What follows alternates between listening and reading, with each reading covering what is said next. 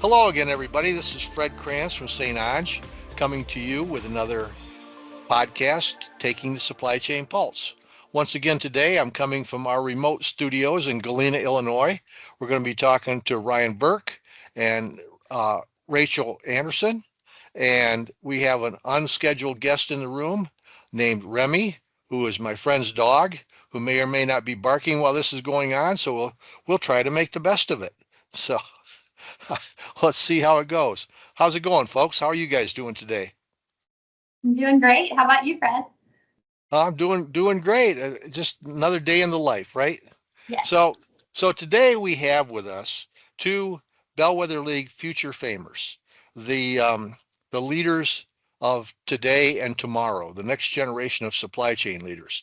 And I wanted to talk with the young folks out there and see what challenges they face that are different than ours, how they're preparing themselves for their career, and take it from there and see if we can come up with some insights that will help see where supply chain is going and see the folks that are going to get us there. So, whoever wants to start out first, why don't you tell us about yourselves and your career, where you are today, what your positions are, what your roles are, uh, and and then we can get started from there. Who wants to go first? Ladies first. I think Ryan said on here, ladies first, and after Rachel tells you everything you need to know about her, I'll give you the 2 seconds that's remaining to answer the question.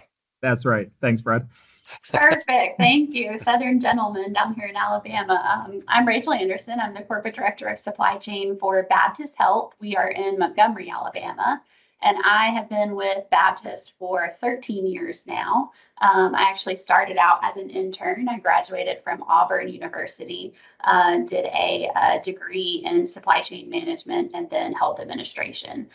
So I do a little bit of everything now in my role as corporate director, from inventory, distribution, purchasing, contracts, analytics, and value analysis. So Ryan, I'll turn it over to you.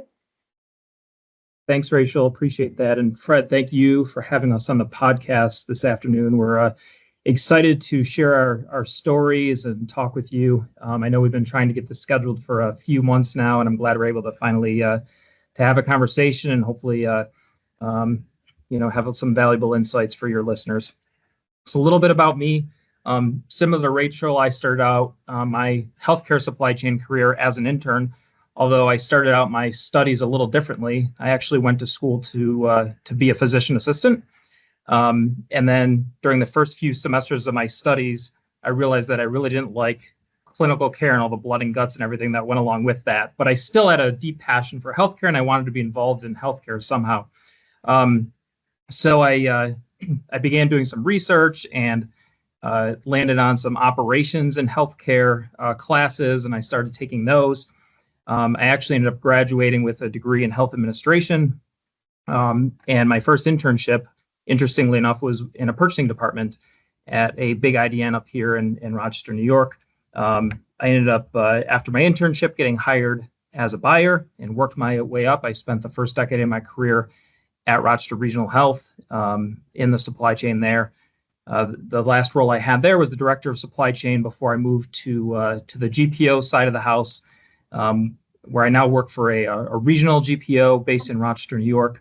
I've been here for about 5.5 years, where I run the strategic sourcing and contracting department and responsible for all contract negotiations and supplier relationships for the GPO and our participating members. I've known Rachel for 6-7 years now. We've been participating in ARM together, and we've been members of the YPAC. Although we won't admit we're going to be rolling off soon due to age, but we've collaborated on things before. So happy to be joining you together, Fred. Rolling off due to age. I can't believe that. I think I have underwear older than you guys. So you guys are both active in ARM's Young Professionals Group. So tell us about it and what its goals are. So the goals are to connect, advise, represent, and engage, and that's our 4 pillars, which actually stands for the acronym CARE. And we have a couple of exciting things we're working on for this year's conference, one of which is Mentor Match and the power of mentoring, connecting, and having that engagement, both at the starting out at the entry level part of your career and at the middle and the upper level part of your careers as well. So we're really excited to see the traction that the group has got going, and to turn it over, as Ryan said, since we will be rolling off to the next leaders that will be taking the YPAC forward. Yeah, I'll tack on there, Freds. Okay. Rachel and I have been members of the YPAC since the inaugural class in 2019. And we obviously went through COVID like everyone else, so we had some stops and starts in there with the advisory council, but we've definitely had some success stories along the way. We've created a webinar series that airs quarterly. That's all driven through ARM by YPAC members. We've participated in the ARM National Conference. We've had panel discussions. We've had our most popular event was what was called Lunch with the Boss, which put senior supply chain leaders with young professionals and gave them the opportunity to network in a very casual lunch environment. So it was kind of like a speed dating environment where you could go from chief supply chain officer to VP of supply chain and work your way through the room. So it really gave young professionals the opportunity to engage with and ask questions of senior supply chain leaders, at that event. Okay. I was thinking about the event we were at last year at ARM, and you guys did a presentation, and there were in the room the young folks that are from YPAC and a bunch of us older folk, and it was really interesting to see the dynamic. I think I would like to have been sitting where you were, to be looking out at us and seeing our faces as we were listening to the conversation that ensued in that mixed group. And the thing that came across to me was, I think at any given time in any workplace right now, you're going to encounter about 5 generations of people. There's still I was a pre-boomer by a few months. Then there are the boomers. Then there's Gen X, and then there's the millennials, and then there's whatever the most recent generation is. And as a leader, you have to be able to understand the way the different generations view the world and the workplace, and sort of shape your approach to them accordingly. How have you been able to go about learning how to do that? Well, I can jump in here first, Rachel. I mean, I'll say that Rachel and I identify as millennials, so we are not Gen Z. So we're actually learning a lot from professionals that are coming into the workplace, now. But navigating all those different generations is something that,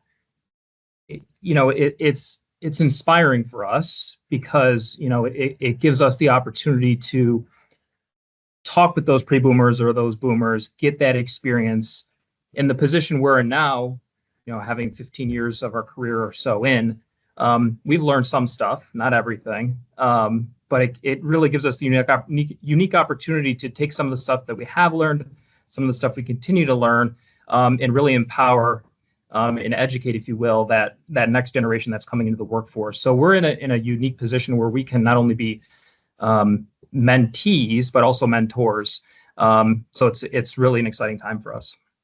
It's really nice. We get to be a blend of both. I think one of the best things I learned from my mentor, from my VP when I first started out, was email etiquette, right? The power of a subject line and making sure that the emails that you're trading on an email thread actually matches the subject line, which was something that we can often get off topic. And so I always pay close attention to the way that I craft emails, and I learned how to how to really word those. And then with the younger generation, something that I'm teaching for them is that they can often be phone avoidant.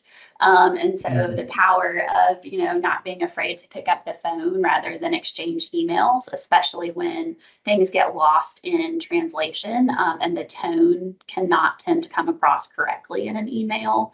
So I think we've got, the benefit of our, 13 to 15 years of experience, and we're helping to shape the next generation and they're teaching us, like Ryan said, because they have the tools and the technology and they're a little bit quicker than we were.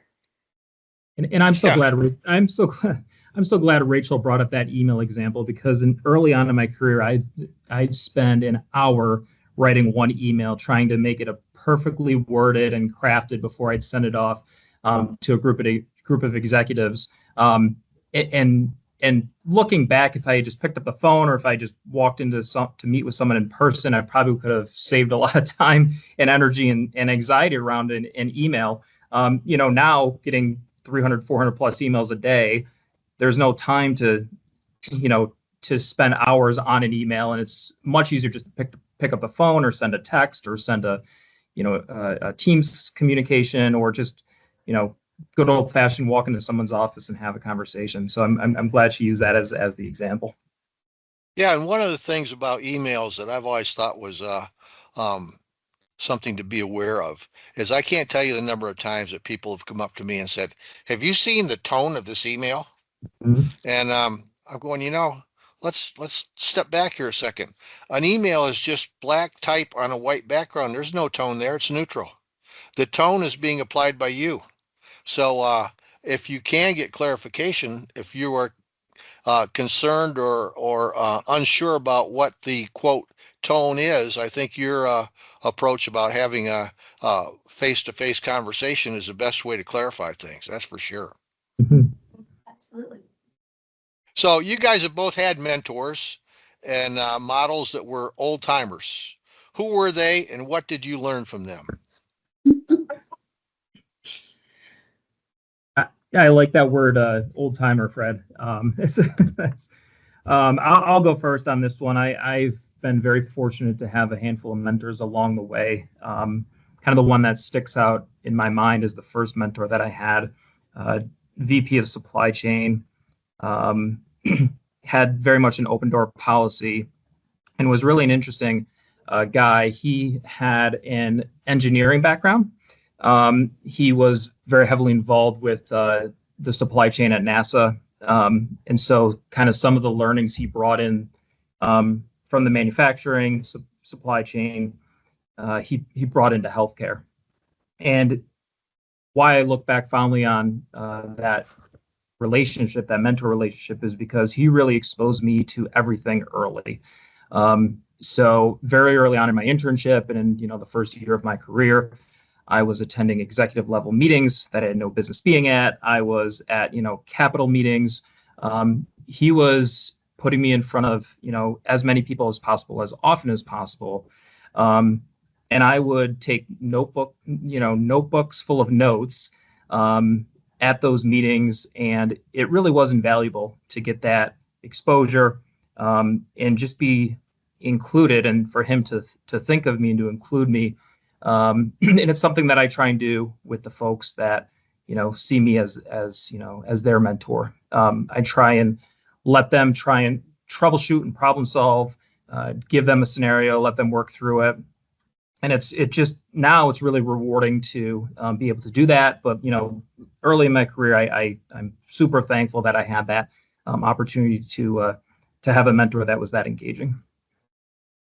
And like Ryan, I had a similar exposure. My VP for supply chain highly engaged me from my internship when I started from Auburn, even on. One of the things he asked me to do when I first started was to redesign the hospital's value analysis program. And then little did I know, he brought me in to run the program and help make sure everything that I had written in our policy and procedure was actually laid out in real time. So that was a big responsibility for me. And it was something that I got to jump straight into and have ownership in. But also he really said, Rachel, I think you can go far in this for your career. My first job offer was not necessarily the strongest from a pay standpoint by Baptist, but he said, stick with me, put the time and the energy and the work in, and I'll make sure you continue to get those opportunities to move up if you put the work and the time in. And that's so important now for our next generation to understand, because there is such an environment of instant gratification. Everybody wants what they want now and they want it quickly. So I do remind our new grads and our new hires when they come in, they're younger, because I say, expect to put in 2 to 3 years of work. And it will be so valuable for you in the long run for this, if this is your passion and healthcare is where you want to be. And so he did, he gave me an opportunity every 2 to 3 years to promote and to promote from within. And so that's one of the reasons why 13 years later, I'm still here. So I have a lot to thank to him as my mentor.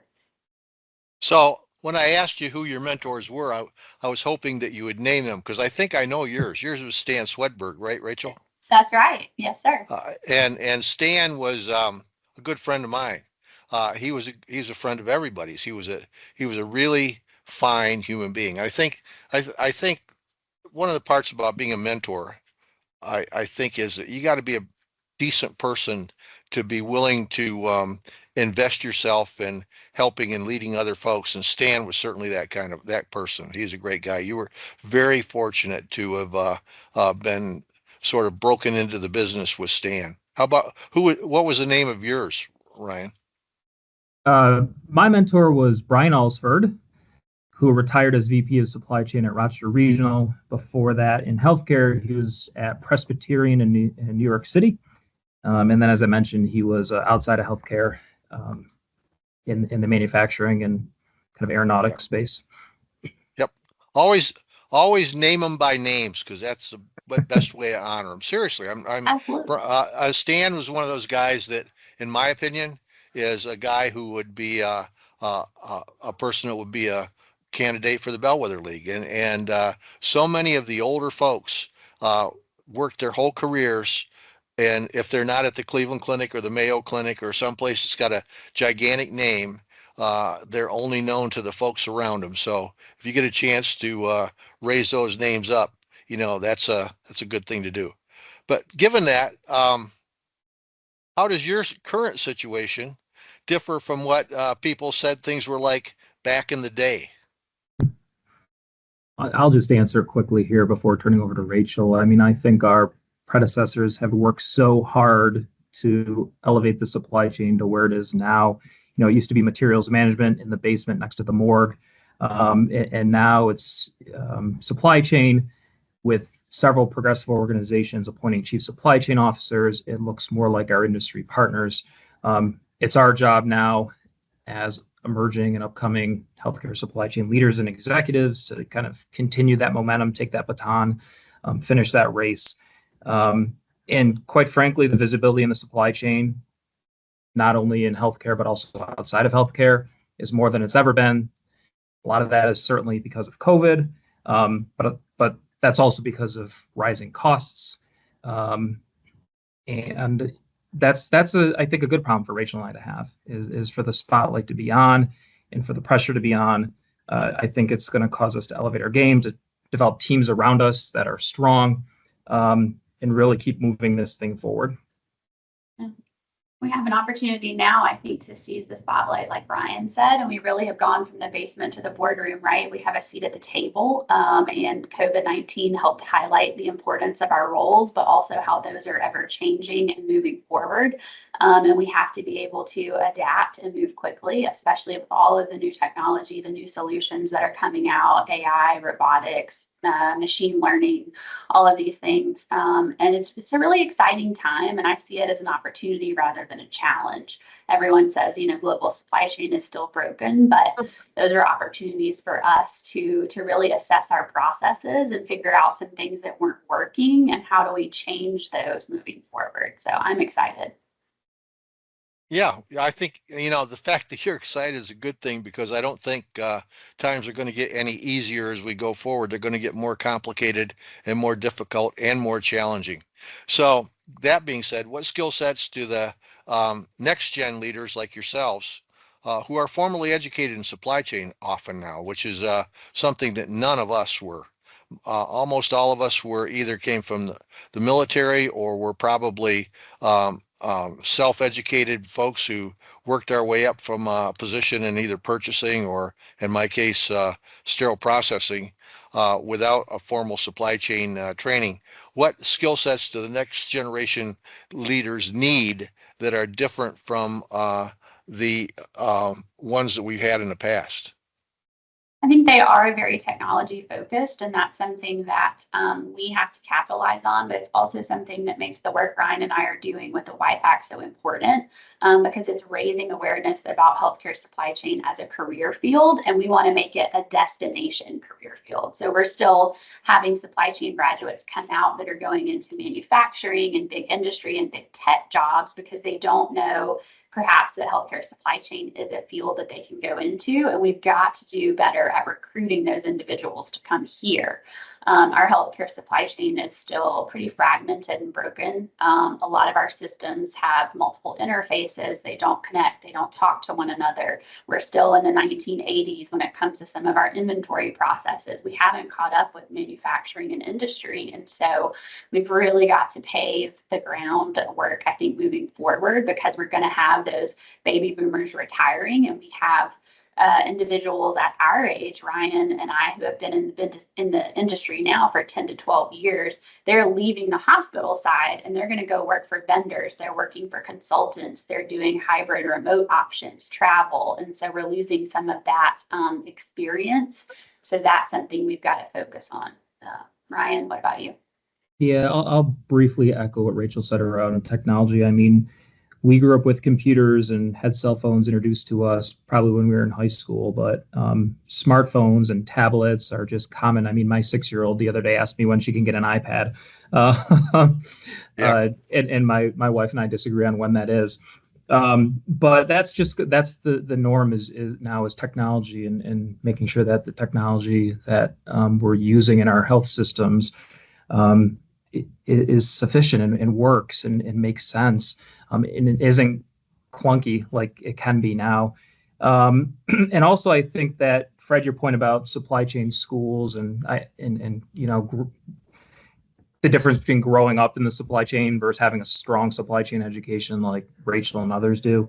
I think that supply chain expertise and subject matter expertise is going to be even more critical moving forward.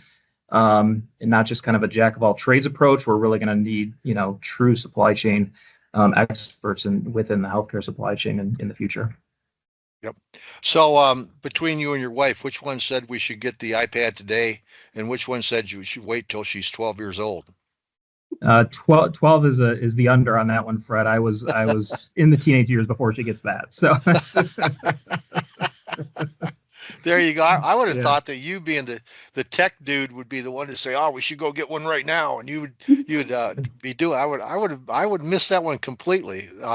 So I'm about to graduate from let's see, University of Tennessee, where my supply chain instructor was Dr. Randy Bradley, a graduate from Auburn University, and we've had people coming in all throughout my senior year and stuff, showing us various jobs out there, and every job in industry is about 2x times what healthcare is paying. So if you were a recruiter for healthcare, how would you get me to want to invest my time in a job that's going to be thankless and not as financially rewarding as any of the other jobs? Who wants to take that question?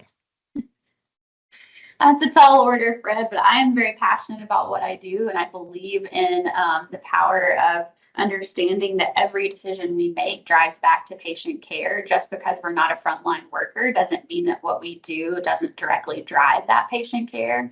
So you have to have that patient forward focus. But then too, I would say there's such a need for the work that we do, and there's less positions available, but there's the opportunity to move up quickly if you put the time in. So you might be able to make a bigger jump to the next position in your career than you would if you go somewhere else where there's a lot more opportunities to just jump from smaller jumps one at a time. So that's definitely something I've seen, and it's just, are you willing to put in the time and the effort? The other thing I'll tack on there is that the healthcare supply chain is very broad. So if we're only focused on the provider side, that is going to be a little more narrow. But if we think about the suppliers, consultants, GPOs, other industry partners that are involved within that healthcare supply chain, it's likely that a student can start maybe in consulting and then eventually end up on the provider side, or even starting with a supplier and then coming back to the provider side.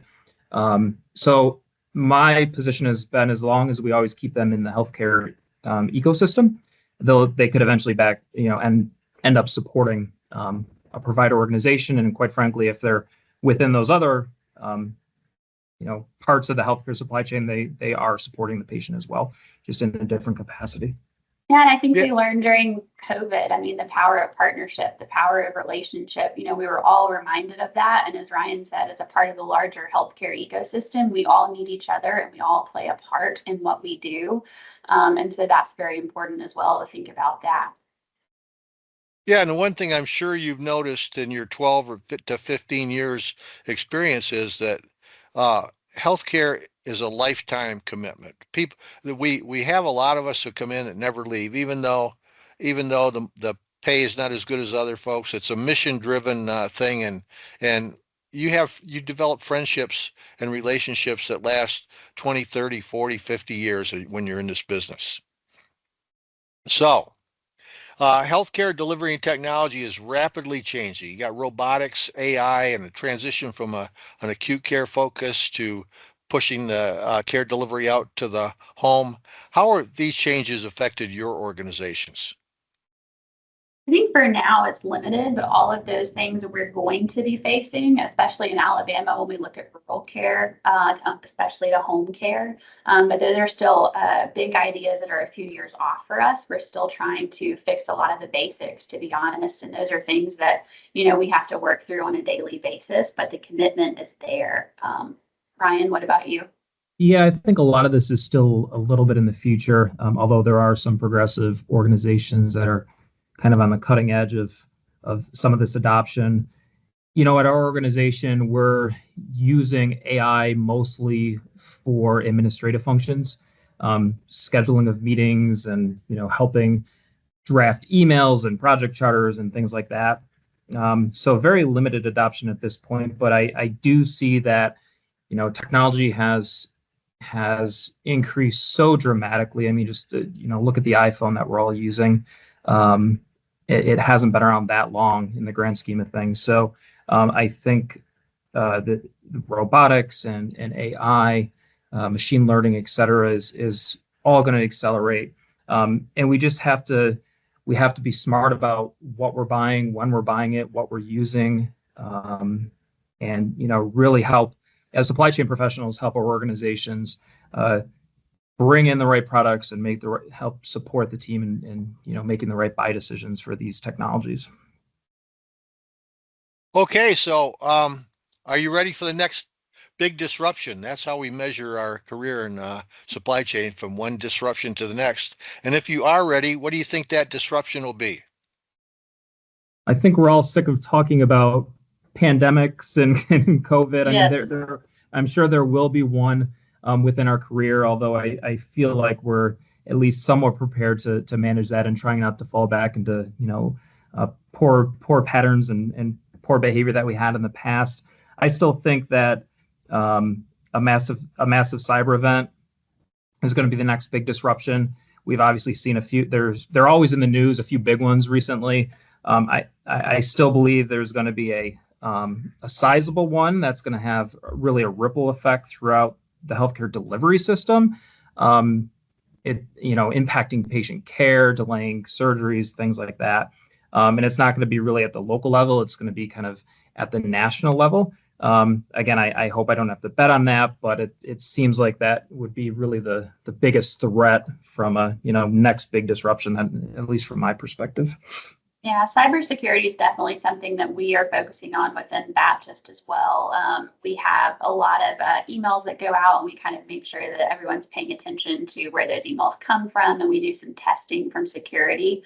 And then we've also looked at things like locking down USB access to our computers. So making sure that data can't be taken out of the system or put back in, right, in a safe manner. And so those small things are at least how we've gotten started, in the hopes of preventing a massive cyber attack within the organization. So. Well, it sounds like you've given a lot of thought to what might happen, and regardless of what does happen, we've always been able to soldier through whatever challenges have come up. And I'm sure that, given the fact that we have folks like you guys with different and better skill sets than we had, I'm sure we'll make it. So what did I forget to ask about that you guys would like to talk about? And well, Fred, you said it well. At the end of the day, we're the best firefighters, right? So we'll definitely be prepared for that. No, nothing from me. I just wanted to thank you, Fred. I want to thank St. Ange for putting on this podcast. Appreciate it. And I didn't hear the dog bark once, so I think it was a good show. I didn't either. Well, it's good that you guys didn't, but I don't know if the microphone picked it up. So what I will say is this: I want to thank Ryan and Rachel and my co-interviewer Remy, who I can hear barking right now, for helping make this possible. And if nothing else, people will know that every one of these podcasts is not a truly professionally produced event, but a down-home work from the heart. And it's so good to have you folks here. I'm excited to be working with you guys in the Bellwether League. For you folks that are out there, both Rachel and Ryan serve key roles in the Bellwether League, and they're carrying a lot of water and doing a lot of stuff to promote the future of the industry. And I couldn't be happier. Someone asked me yesterday how come I had not been a future famer, and I told them that was because that those awards didn't exist yet. But being a regular bellwether like I am, it's a lot easier because you get this award at the stage of your career when nothing more is expected from you. The real tough part is being a future famer because people got their eyes on you for the rest of your life. So I wish you guys the best of luck. I know you're going to do well. And thanks so much for taking time out to talk with us. You've really shown people out there how proud we should be of the young folks that are the new leaders. And I'm glad to know you guys and have you as colleagues and friends. So take care. We glad to have you on the meeting. Thank you. Thanks, You, Fred. Take care. Bye.